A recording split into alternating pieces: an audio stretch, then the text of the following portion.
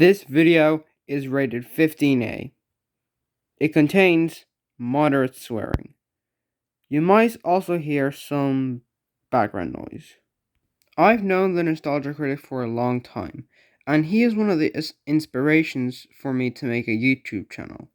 However, over the years he has gone down a bad path, mainly making just editorial videos or, well, crap. Which is why, to celebrate him going into his 15th season, I am going to make a video about him. Because, well, why the hell not?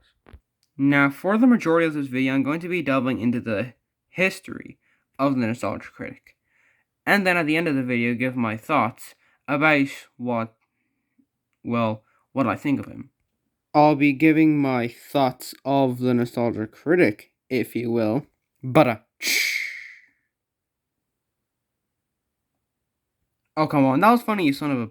The Nostalgia Critic's first episode premiered in July of 2007, when the new Transformers movie came out.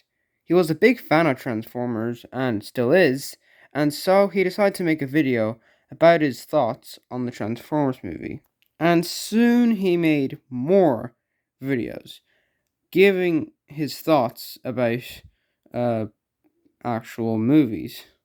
The Nostalgia Critic is played by Doug Walker, born on November 17th, 1981, in Italy?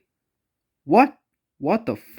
His father worked for the Navy, which meant he had to move from state to state before developing a strong passion for movies and television.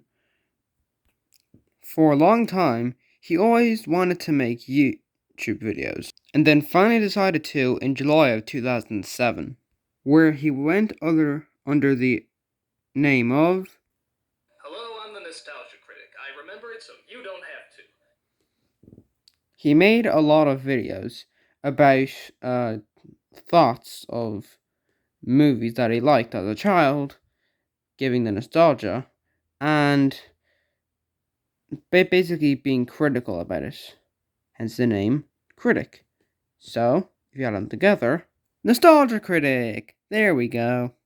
However, due to breaking the copyright system back in 2007 and 2008, his YouTube videos would constantly get copyrighted, which means he created a website called thatguywiththeglasses.com, where he would upload his videos to. And over time, his videos got more and more popular, even getting up to a season 5. Jesus. But Doug Walker wanted to move on to other things, so he wrote the character out of existence in a 3-hour movie called To Boldly Flee. Jesus, why is it 3 hours long? However, he then brought the character back to existence in season 6. Sorry, that was a typo. And this is where the decline of the Nostalgia Critic, unfortunately, begins.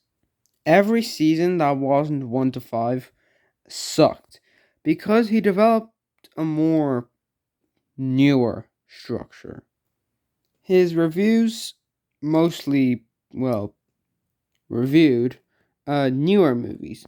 I mean, they still had some nostalgic feel to it, but they weren't nostalgic. It was just new movies. Plus, he was making other series in the Nostalgia Critic that weren't really the main ones. They were just side characters, if you will. I mean, Top 11 still existed because that was like, the first series he ever made in the Nostalgia Critic. However, once season 6 started, he started making videos that were different. Editorials. He also uploaded clipless reviews of movies. Just he and his actors just making the movies their own. Also, his videos developed more of a narrative. And, they connected, but it wasn't the original Nostalgia Critic. It didn't feel like the Nostalgia Critic anymore. It just felt like any other critic channel. However, with just a higher budget and, well, more nostalgia.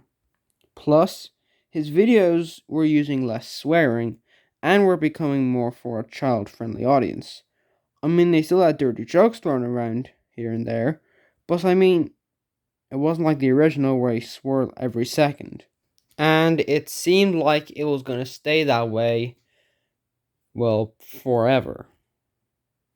But then, God came down and said, you know what? Fuck it. Let's make season 14. And so he made season 14. This is the revival of the Nostalgia Critic.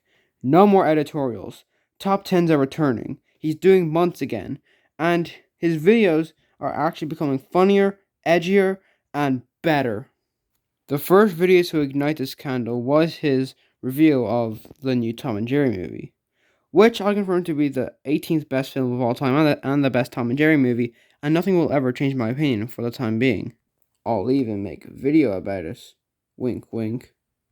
Now, due to the pandemic, he couldn't be with his crew anymore, and that lasted for a lot of 2020 and a lot of 2021. Before, in the Cats video, he and his crew got back together and they made more videos together. Also, top 10s return. Top 11s. Yay. Everything was going back to the way it originally should have been. A channel that made reviews, was funny, edgy, and amazing. Now here's my shitty opinion of him. Now, frankly, I only care about seasons 1 to 5 because they're the only actually good ones. Every other season past season 5 is bullshit. It should not be watched by anyone, but you just don't watch it because you're supporting him and actually giving him something to do for 20 minutes. His videos are very funny. I laugh at every single video that he makes, at least in the first 5 seasons, because they're edgy and have actual good comedy. Even some of his newer videos, like Nostalgia Critic Season 14, are funny as hell, at least after this point. But yeah, that's my general opinion on the Nostalgia Critic. I hope you like and subscribe, and you should go check him out. He is a very great YouTuber, and unfortunately I don't know how to put the link in the description, so you can just go for the channel yourself. Just search Channel Awesome, and then you'll find a wider range of hilarious and comedic masterpieces. Hey, this is not RichTRM, and I forgot to mention about Disney December. So I'm just going to give my thoughts of that. It's fine. It's not great, but yeah, it's fine. I hate the Walt Disney Company. They are the stupidest company in the world, and I just want to see them crash and burn. But some studios from Disney, like Pixar or Walt Disney Animation, they're fine. They're not great, but they're not bad either. Marvel and Lucasfilm can go die in a hole, but Disney December and Disney and Pixar, they're fine.